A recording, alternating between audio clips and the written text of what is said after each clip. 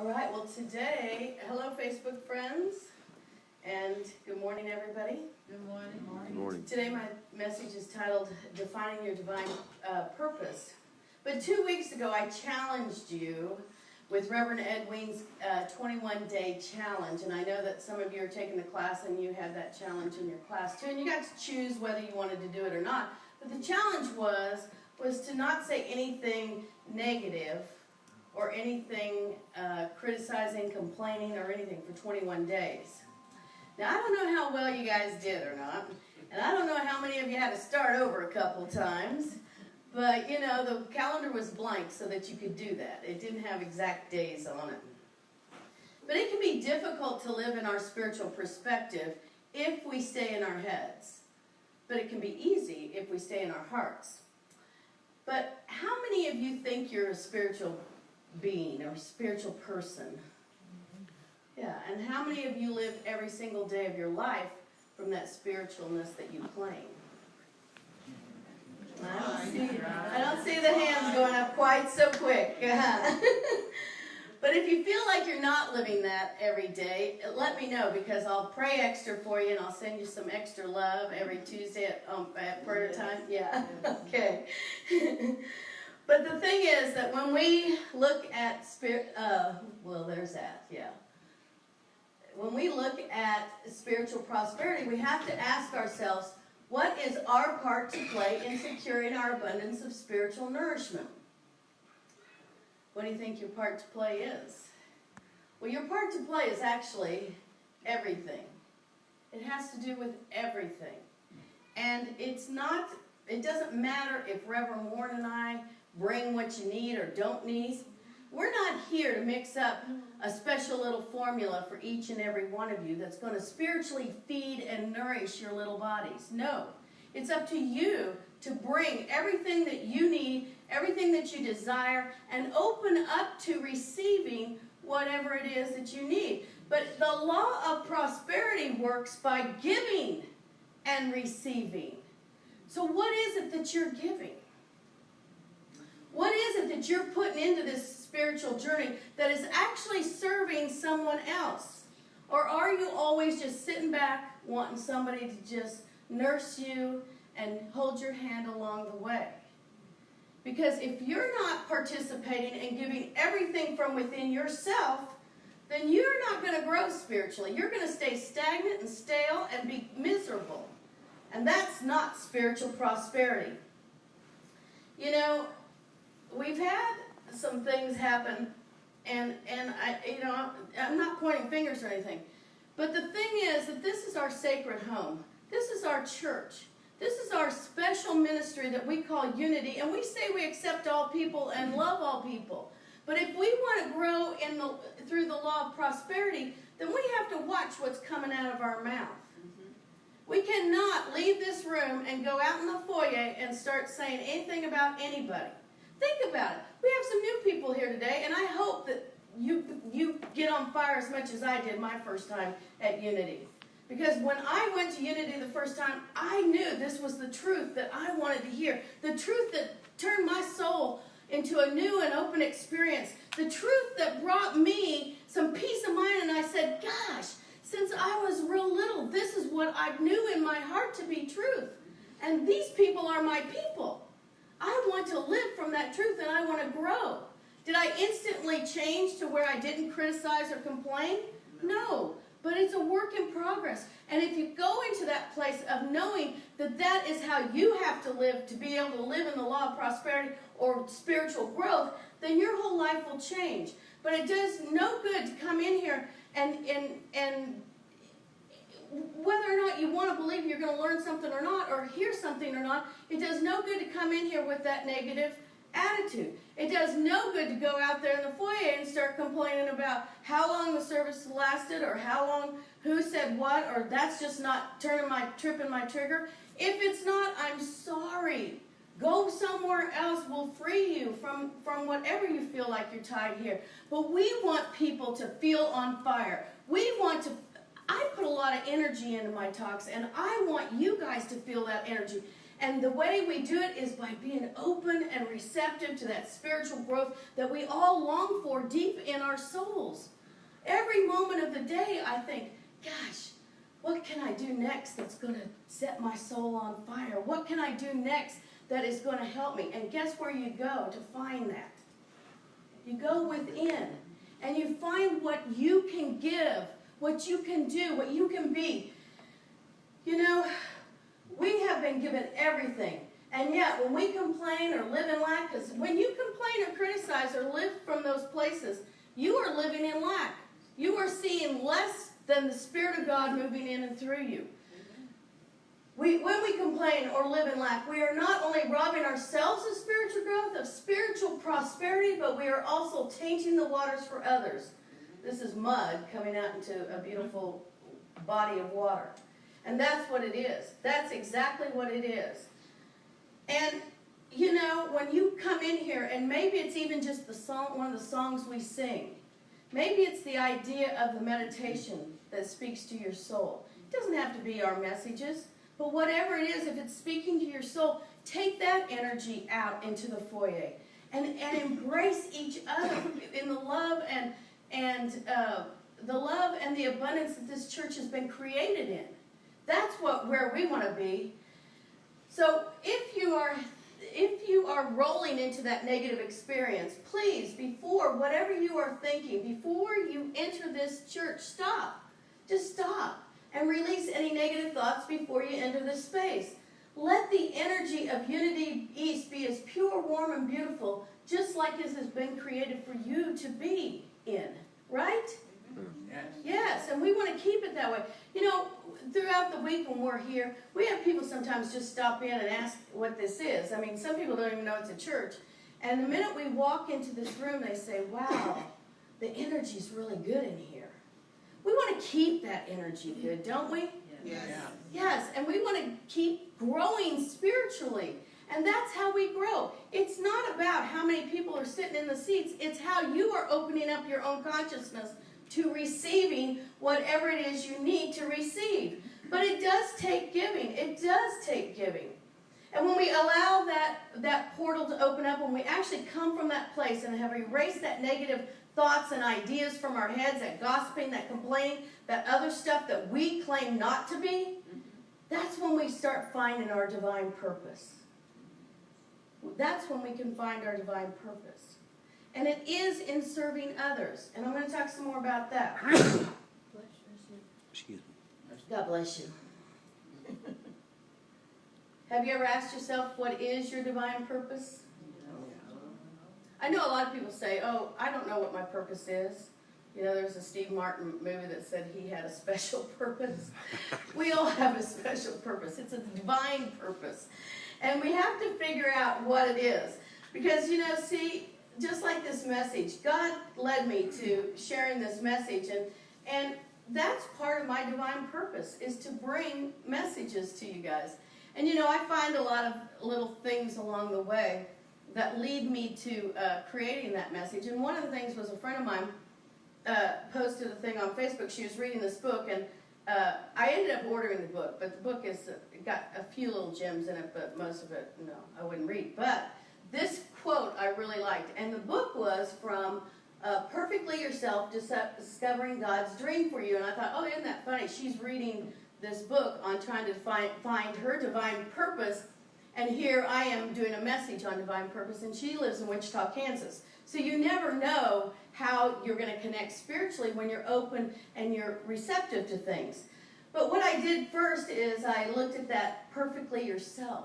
Because I think sometimes we don't always look at ourselves as being perfect, do we? No. You know, the first time Warren said to me, you know, he was raised in Unity, so, and third generation, so he says some things sometimes that used to just throw me off. And when we were first married, he said, oh, I'm perfect. And I was like, a little conceited, honey, you know? And he was like, what do you mean, you know? I am perfect. I said, could you explain that further for me? Because I know where you put your dirty clothes on the floor. Anyway, but anyway, he explained to me how our spiritual nature is perfect, and God made us all perfect, and it is true. And once I understood that, I had a different understanding. But am I expressing from my perfect self all the time? I kind of asked you that question when I said that about being spiritual beings and how many people are living that way every day. And not very many of you held up your hands. But maybe if we start looking at ourselves first and loving ourselves and seeing ourselves as perfect creations of God. I mean, think about that. We're perfect creations of God. And if you can really let that soak in, your portal is going to start opening up. I'm telling you. The presence within you is going to start opening up. Then it says, am I recognizing the perfection within me? It doesn't matter if your hands are not exactly the same on both sides, or one eye droops and one eye doesn't. That's not perfection. Perfection is you living from that Christ presence within you. That place that you know you are one with God. And when we get ready to say something, we first go, take a breath. Oh, that breath is from God. That reminds me that I want to speak words of truth. I want to live from that place in my life that is pure and joy-filled and filled with love. Changes your whole life. Changes everyday living. And then am I claiming the perfection that is in me? When Reverend Warren said that to me, I was sitting there thinking he was an egomaniac or something, kind of taking a step back. But what's funny is that's what we have to do. We have to see that we are perfect in the image of God and live from that. Changes everything. I mean, it's like a magic eraser. It just starts erasing anything negative in your head. Anything that you've been told or taught it's going bye-bye. Believe me on this one. And then the rest of that title was Discovering God's Dream for You. How many times have we negated God's dream for ourselves? You got the message and you said, oh, no, I can't do that. No, that's not for me. I did that to go to seminary. I mean, no, I wasn't going. Kept telling God, I'll do the next step, but I'm not going to seminary. I'll do the next thing. So I kept taking classes, and then it was like, oh, okay, I'll do the next thing. Then it was finally like, oh, I guess I will apply for seminary, but the negative stuff, oh, you're not going to get it, so, who cares? Don't tell anybody. And then what happened? Boom. Hi, Aiden. Can you go back to Miss Ashley, please? Thank you. I love you. You're perfect. You're perfect. I love you. But anyway, we have to listen to those messages that God is sending us that could activate something new in our lives. That might have been a message for me, him running into it. How many times have we ignored the call in our hearts, the desire that is calling us upward? How many times have you seen something on TV and you said, oh man, I had that idea a long time ago and I should have done it? Yep. We all have done that, right? Mm-hmm. Think about how many divine thoughts we have had that we ignored. Maybe I should pick up that book and read it. Maybe I should go to that class. Oh no, I don't have time for that. Maybe I should stay for prayer time. Nah. I'll go home and take a nap. Whatever. But I'm just saying, we get these little nudges and little calls, and we have to listen to them. And it's important for us to pay attention to all those nudges and stuff, just because of what comes forth. Now, here's the quote that she posted on Facebook from that book. It says, just be yourself. Before the beginning of time, when you were just a dream, your purpose had already been assigned by our loving God. Purposefully created and created for a purpose. You are here at this very moment to become the best version of yourself. Not to become some poor imitation of your parents, your friends, your siblings, or your colleagues, but to become perfectly yourself. Life is not about doing and having, it is about becoming. And so I'm going to use that Psalms 139, 13, 18 that they reference just to back it up for you. And so that you see this deeper meaning that has always been there that we haven't ever really explored. And the thing is, if we are created perfectly to be ourselves, we have to listen to all these messages. So, Psalms 139. Let's read it together. For it was you who formed my inward parts. You knit me together in my mother's womb. I praise you, for I am fearfully and wonderfully made. Wonderful are your works that I know very well. My frame was not hidden from you when I was being made in secret, intricately woven in the depths of the earth. Your eyes beheld my unformed substance. In your book were written all the days that were formed for me, when none of them as yet existed. How weighty to me are your thoughts, O God. How vast is the sum of them. I tried to count them. They are more than the sand. I come to the end. I am still with you. Isn't that beautiful? I just thought they were such beautiful words. And it really is talking about the abundance of all there is that is for us. Everything that is there for us coming forth in the very moment that we realize that we are that perfect expression of God. And all we have to do when we forget is say, wait, I'm one with God. I'm one. You can put up one finger and remind yourself, one. I'm one. Think about that when you're out driving on the streets and somebody cuts you off. Don't use the other finger, use one. I'm one with you. I love you. But in that oneness is every desire that we ever have wanted fulfilled. Because if we know that the oneness is within us, then anything that we desire is already fulfilled. All we have to do is put it into expression. All we have to do is bring it forth. We lack nothing. Do you believe that? Yes. We lack nothing. But we have to believe that truth. And once we do, we can begin working on our divine purpose. And why do we want to work on our divine purpose? Because our divine purpose is our true self and our own unique gift. It's true.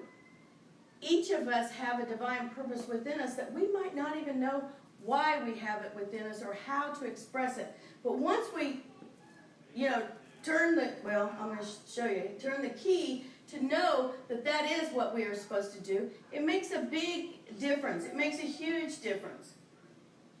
From Romans 12:6-8, we have gifts that differ according to the grace given to us. Prophecy in proportion to faith. Ministry in ministry. The teacher in teaching. The exhorter in exhortation. The giver in generosity. The leader in diligence. The compassionate in cheerfulness. A few of these jumped out at me when I was reading this. Of course, ministry and ministering, yes. But the other thing that jumped out at me is the giver in generosity. Some of you sometimes feel like you give of yourself so much, don't you?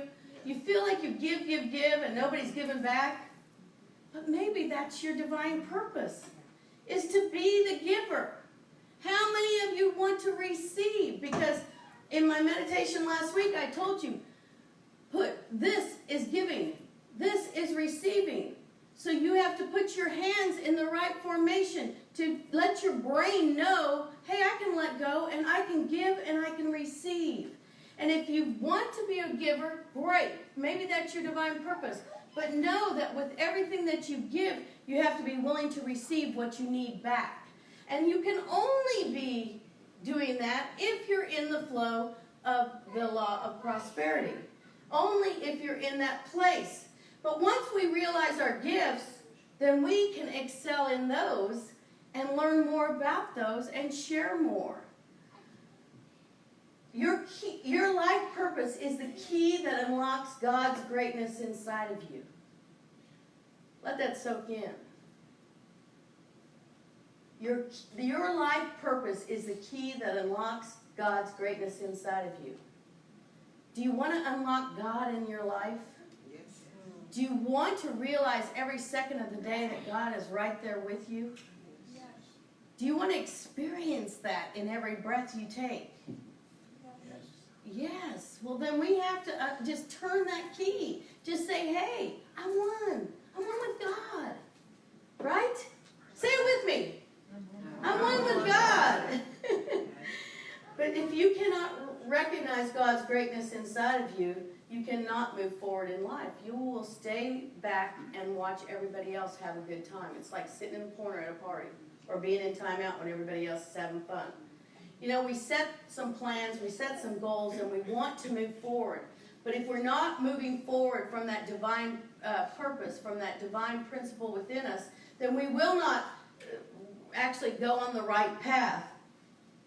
You are here to enable the divine purpose of your universe the universe to unfold. That is how important you are. That quote's from Eckhart Tolle, and I think it's a great quote because it's true.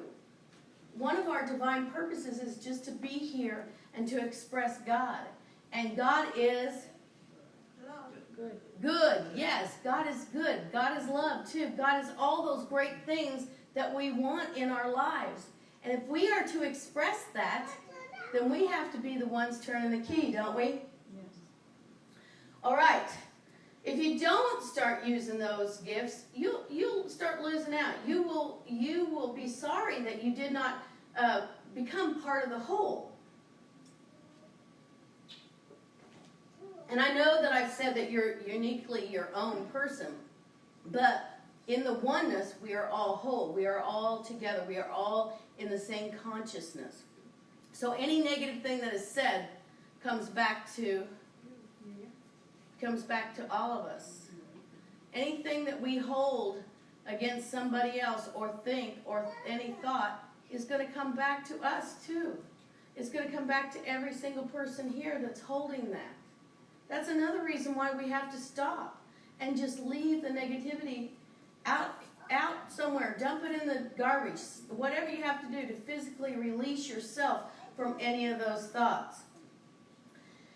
Anyway, when we make the plans and move in the goals and we move forward, sometimes we find little places along the way. But first, from Proverbs, many are the plans in a man's heart, but it is the Lord's purpose that prevails.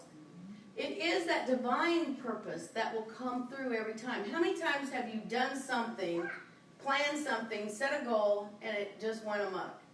It wasn't coming out the way you said, or way you had planned, or what you had thought it was going to come out. And what did you do in the moment? Most of us react. Most of us are unhappy. Most of us maybe even get mad if it's not exactly the way we want it to be. But if we take another breath in any situation, and realize that our plan might needed to veer at some point, but we didn't pay attention to the message. We have to take that breath and go back. If something's not going right and bringing you joy, then you have to change your direction. Now, I know it's hard or difficult for somebody to say, oh, I don't like my job, but I can't quit my job. Well, start loving your job, and the right and perfect thing will elevate you to a new level. Who knows that you might get a promotion. You might find out about a whole different job. Who knows what will happen or what guidance you'll get from God. But unless you're loving where you're at right now, unless you're loving who you are right now, nothing ever changes.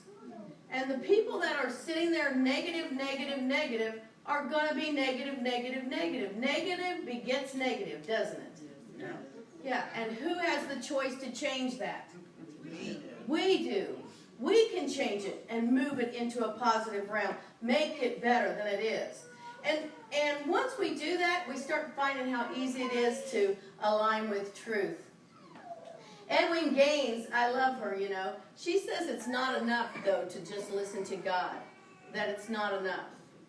Now, I guess I would probably disagree with her that I think it is enough to listen to God. But she says what you have to do before you can even listen to God, and I'll agree with this, is that, I'm going to go there. No, I'm going to go, I don't know where I'm going. Is to make a verbal commitment. Hold on, let me go back. Okay, is to make a verbal commitment. She suggests not a mamby-pamby statement, of course, but a true verbal commitment with 100% conviction for what you want to do. Now, in that, we have to know that we are directed by faith, that we are moving forward in faith, and that we are directed by faith, and we are putting it into action. And what will happen is we'll open up this hole within us, and the universe will come rushing in to fill that hole with all the good that we desire. All we have to do is verbally commit to it, to say it with conviction. And when we do that, it switches so much, so many things.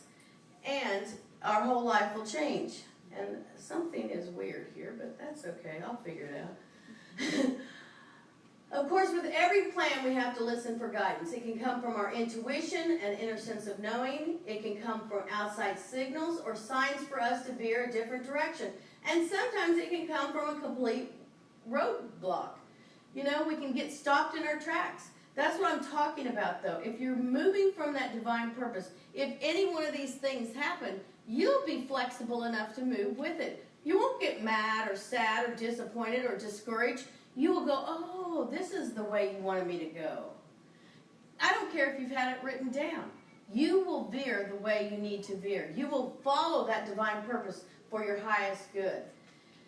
So Edwene talks about, she says that the light will come forth. Thou shalt declare a thing and it will be established for you. So light will shine on your ways. And that's true. Once we're in that flow of God moving in and through us, bringing us that divine purpose, guess what? It'll be like a little spotlight shining on whichever direction we're supposed to go. That light will illuminate us and bring us to that highest good. But she uses this quote actually that's from Albert Schweitzer. I don't know what your destiny will be, but this one thing I know, the only ones of you who will be truly happy are those of you who have sought and found how to serve. And that's what I was talking about in the beginning. That we have to serve. That we have to be open and receptive to serving and being in that place of good. You know, I know some of you know that I don't mind cleaning toilets. I've talked about this before. For you new people, I know it sounds kind of goofy, but the reason why I don't mind cleaning toilets is not just so that somebody can go in the restroom and have a clean restroom. The other reason is so I can go in the restroom and have a clean restroom. That might sound selfish, but it's not. But what I get from cleaning the toilets and cleaning them with that in mind of having, people have clean toilets, is to serve people. It's a humbling experience to think that you are not too good to get down on your hands and knees and clean a toilet. And it's a humbling experience to say, this is going to bring joy to people. And no matter what it is that you do in life, you have to hold that in your mind and heart. Am I doing this to bring joy to people? Can I be humble enough to serve people without getting recognized, without getting all the accolades, without doing whatever it is getting the raise at work, or whatever it is that is keeping you from realizing the joy in just doing basic everyday things? We have to ask ourselves, are we willing to serve? Are we willing to give of ourselves? Now, this is the fourth week and the final week of our Prosperity Month and using Edwene Gaines's books. But we have to think about why they waited to the end to put Finding Your Divine Purpose, because some people might think that should be the first chapter. But we weren't ready. We had to clear some of the junk out first, And we had to kind of understand money better, and we had to understand tithing better. And so then it takes us to this place, because once we understand tithing and setting goals, our relationship with money. Did you forgive your money? Did you forgive your bills? When Reverend Warren spoke of that a few weeks ago? Then the universe will push us to love ourselves in a way that opens up a new way of living, which will be from our divine purpose. Don't you want a new way of living? I don't think any of us are sitting here thinking, oh yeah, let's just keep on rowing the same boat down the canal. No, we're here to grow, aren't we? We're here to be better of who we are. And who are we? I asked you the question in the beginning. Spiritual beings. And you want to be a better spiritual being. You want to come from that place that you can feel it deep within you, that your soul is longing to express, and you want to be able to bring that forth. out into the world. Who cares what other people say or do? They might think you're too sweet or nice, or, oh, you hug too much, or you say you love me. I say I love you to all of you all the time. I sign everything, love you. I even put it on Facebook, love you, because I feel like God wants us to know love and share love. So who's going to do it? I'm going to do it.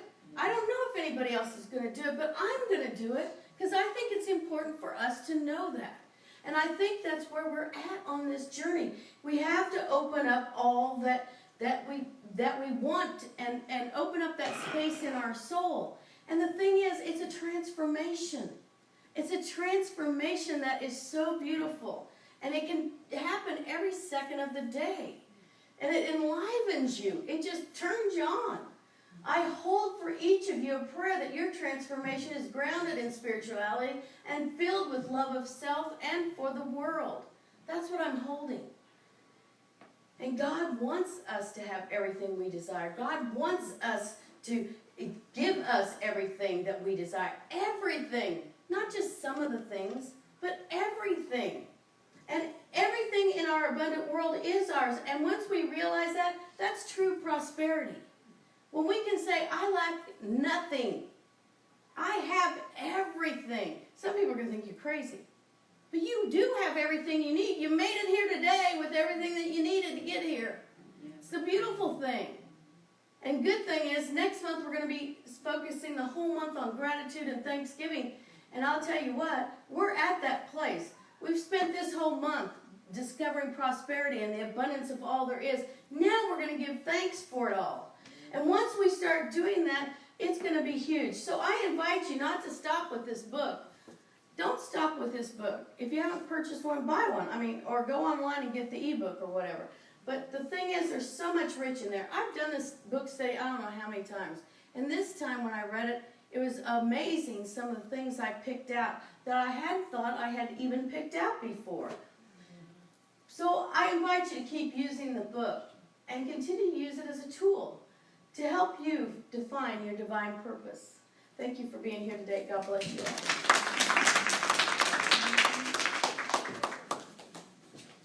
How many people are enjoying that book? Yes, it's good. Now, I have a video for you, and it's actually called Everything, if you can believe that. And it's by Lauren Daigle. She's got kind of a neat sound to her voice. And so, I shall play it.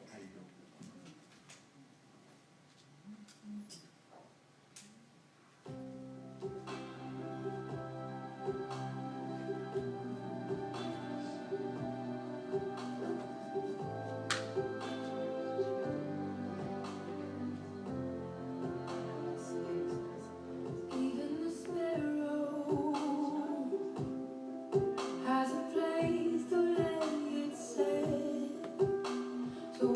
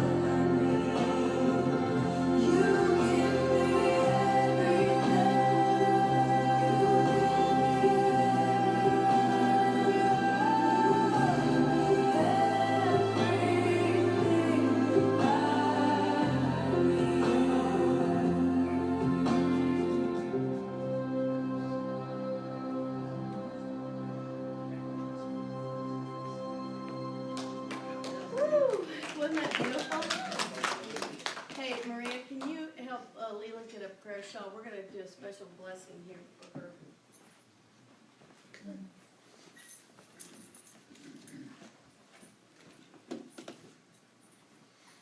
I love that song, don't you? Absolutely. This one? This one? Okay. Leela wanted to pray a special prayer and prayer shawl for her granddaughter, and so she wants to share this. Go ahead.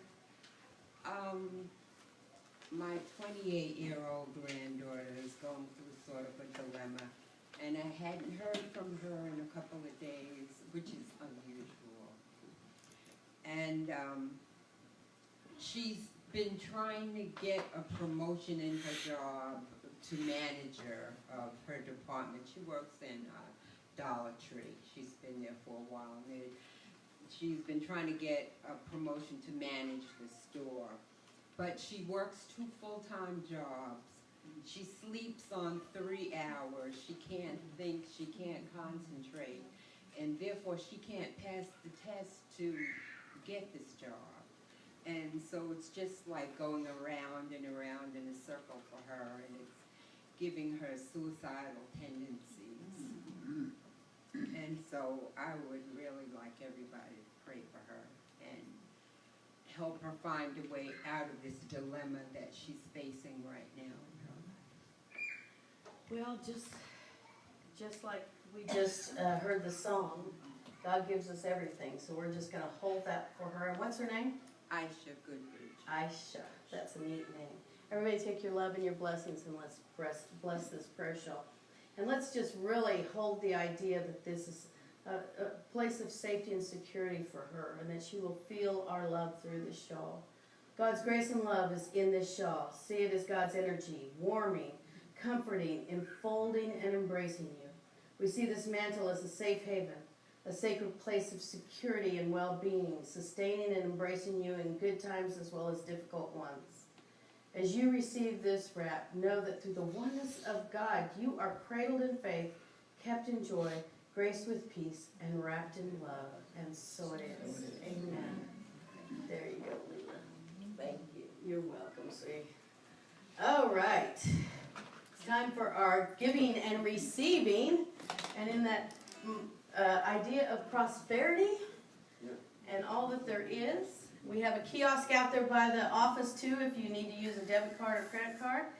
And so we want to say this prayer of abundance with the same consciousness we pray over every prayer shawl and every prayer slip.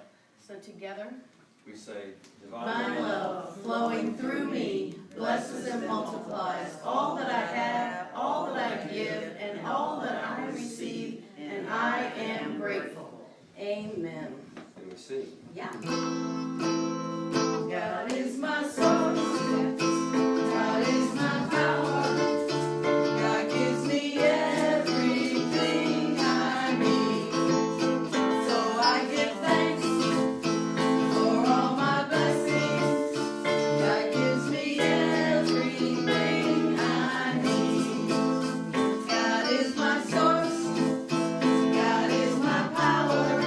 God gives me everything I need. So I give thanks for all my blessings. God gives me everything I need. Woo-hoo. So as we bless these gifts, as we see them in the abundance of all there is, of everything that we ever need, think about this week of what you are going to give of yourself. How are you going to serve? Where can you fill that void that is out there in the universe? Maybe it's here at church. Maybe it's in a study group. Maybe it's in your own home. Wherever that is, it's an open opportunity for us to experience everything in life. And so as we move forward today, we say, thank you, God. Thank you. And so it is. Amen.